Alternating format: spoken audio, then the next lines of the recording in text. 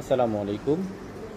BFT 100 এই মডেলের টেবিলটার fittings ভিডিওটা আমি আপনাদের এখন করে দেখাচ্ছি। আমাদের এই মডেলের টেবিলটি মূলত নকডাউন সিস্টেমে দুইটি ভাগে বিভক্ত হয়ে থাকে। একটি অংশ কিছুক্ষণ আগে আমি আপনাদের দেখিয়েছি, আর একটি অংশ ফুল ফ্ল্যাট অবস্থায় থাকে। এটা হচ্ছে টেবিলের প্যানেল, এটা টপ, এটা লেগ।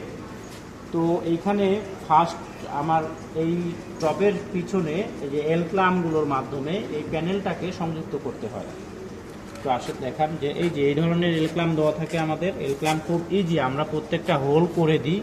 এই হোলগুলো ইজি, খুব সহজেই একটা স্টার অথবা টেস্টার দিয়ে এটা লাগানো যায়। এবং এই লেগটাও সেম ওয়েতেই, এখানে কান ক্লাম লাগানো থাকে। কান ক্লামের মাধ্যমে, স্ক্রুর মাধ্যমে আমরা এটাকে সংযুক্ত করে থাকি।